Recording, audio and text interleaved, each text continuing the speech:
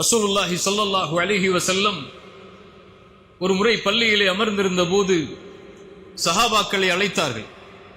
எல்லோரும் ஒன்று சேருங்கள் என்று சொன்னார்கள். சஹாபாக்கள் அனைவரும் அல்லாஹுடைய தூதர் ஸல்லல்லாஹு அலைஹி வஸல்லம் அவர்களுடைய சபையில் ஒன்று சேர்ந்து அல்லாஹுடைய தூதருக்கு முன்னால் அமர்ந்திருந்தார்கள். அல்லாஹுடைய தூதர் ஸல்லல்லாஹு அலைஹி வஸல்லம் அவர்கள் சொன்னார்கள், ஜிப்ரீல் என்னிடத்திலே வந்தார். அவர் என்னுடைய ரூஹை ஒன்றை ஊதினார். அந்த செய்தியை நான் உங்களுக்கு சொல்கிறேன். ஜிப்ரீல் எனக்கு சொன்னார், இந்த உலகத்தில் எந்த ஒரு ஆத்மாவும் மரணத்தை அடையாது அதனுடைய வாழ்வாதாரத்தை முழுமையாக்காமல் என்று. ஒரு ஆத்மாவிற்கு அல்லாஹ் ஒரு வாழ்வாதாரத்தை முடிவு செய்திருந்தால் அதை முழுமையாக்காத வரை அந்த ஆத்மாவிற்கு மரணத்தை அல்லாஹ் ஏற்படுத்த மாட்டான். இந்த உலக வாழ்வில் ஒரு மனிதன் பிறப்பதிலிருந்து இறக்கும் வரை அவன் வாழ்வில் சந்திக்கக்கூடிய அனைத்தையும் அல்லாஹ் ரப்புல் ஆலமீன் பதிந்திருக்கிறான். அந்த விதியை, அந்த ரிஸ்கை முழுமையாக்காமல் எந்த ஒரு ஆத்மாவிற்கும் மரணத்தை அல்லாஹ் கொடுப்பதில்லை என்று ஜிப்ரீலினிடத்திலே சொன்னார். அல்லாஹுடைய தூதர் ஸல்லல்லாஹு அலைஹி வஸல்லம் அவர்கள் சொன்னார்கள், ஃபத்தகுல்லாஹ்.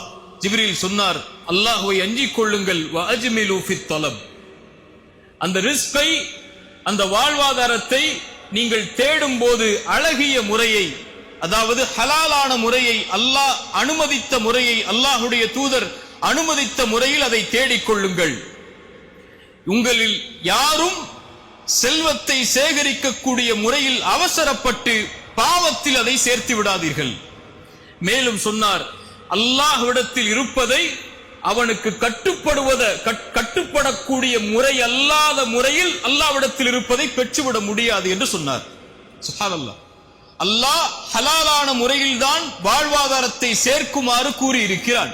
அல்லாஹ்விடத்தில் இருக்கக்கூடிய, அல்லாஹ் வழங்கக்கூடிய ரிஸ்கை நீங்கள் முழுமையாக அபிவிருத்திகளோடு, பரக்கத்தோடு, அல்லாஹ்வுடைய அருளோடு பெற வேண்டும் என்றால் அல்லாஹ் அனுமதித்த முறையில் நீங்கள் அதை சேகரிக்காமல் அதை நீங்கள் அடைந்து விட முடியாது என்ற செய்தியை ஜிப்ரீல் எனக்கு கூறி சென்றார் என்று அல்லாஹ்வுடைய தூதர் ஸல்லல்லாஹு அலைஹி வஸல்லம் அவர்கள் சொன்னார்கள்.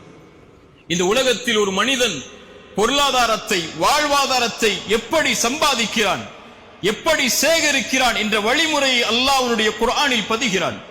அல்லாஹ்வுடைய தூதர் அதை பதிகிறார்கள். எப்படி அந்த வாழ்வாதாரத்தை சேர்க்க கூடாது என்ற முறையையும் அல்லாஹும் அல்லாஹ்வுடைய தூதரும் அவர்களுடைய அல்லாஹ்வுடைய குர்ஆனில் ஹதீஸில் பதிகிறார்கள். அல்லாஹ்வுடைய தூதர் ஸல்லல்லாஹு அலைஹி வஸல்லம் சொன்னார்கள், நம்முடைய உள்ளங்களை நடுங்க வைக்கக்கூடிய செய்தி, காதுகளில் கேட்டு கடக்கக்கூடிய செய்தி அல்லாது. நாளை மறுமையில் அல்லாஹ்வின் சன்னிதானத்தில் இருந்து உங்களுடைய பாதங்களை நகட்டிவிட முடியாது இந்த கேள்விகளுக்கு பதில் சொல்லாமல். அல்லாஹ் 4 கேள்விகளை முன்வைப்பான். அந்த 4 கேள்விகளுக்கும் பதில் கூறாத வரை அல்லாஹ்வுடைய சன்னிதானத்தில் இருந்து உங்களுடைய பாதங்களை நகட்ட முடியாது. அல்லாஹ் கேட்பான் நாளை மறுமையில், அல்லாஹ் உனக்கு கொடுத்த இந்த வாழ்வை எப்படி கழித்தாய்? அல்லாஹ் கேட்பான் நாளை மறுமையில், அல்லாஹ் கொடுத்த கல்வியை எந்த அளவு செயல்படுத்தினாய்? கற்றாய் என்று அல்லாஹ் கேட்பதில்லை, கற்ற கல்வியை எந்த அளவு செயல்படுத்தினாய்? அல்லாஹ் கேட்பான் மூன்றாவதாக, அல்லாஹ் வழங்கிய செல்வத்தை எப்படி சம்பாதித்தாய்? தனி கேள்வி அல்லாது, அதோடு இணைந்த கேள்வி, சம்பாதித்த செல்வத்தை எப்படி செலவழித்தாய்? அல்லாஹ் கேட்பான் அடுத்து, அல்லாஹ் கொடுத்த உடல் வலிமையை எப்படி பயன்படுத்தினாய் என்று அல்லாஹ்வுடைய தூதர் ஸல்லல்லாஹு அலைஹி வஸல்லம் அவர்கள் சொன்னார்கள். அல்லாஹ் வழங்குகின்ற வாழ்வாதாரத்தை சேகரிக்கக்கூடிய முறையிலும் அல்லாஹ் அனுமதித்த முறையில் அதை சேகரிக்க வேண்டும். அல்லாஹ் செலவழிக்கக்கூடிய முறையிலும் அல்லாஹ் அனுமதித்த முறையில் அதை செலவழிக்க வேண்டும். இன்ற எல்லா கணக்குகளும் அல்லாஹ்வின் சன்னிதானத்திற்கு முன்னால் கொடுக்காமல் ஒரு அடியான் அவனுடைய பாதங்களை நகட்டிவிட முடியாது என்று அல்லாஹ்வுடைய தூதர் ஸல்லல்லாஹு அலைஹி வஸல்லம் சொன்னார்கள்.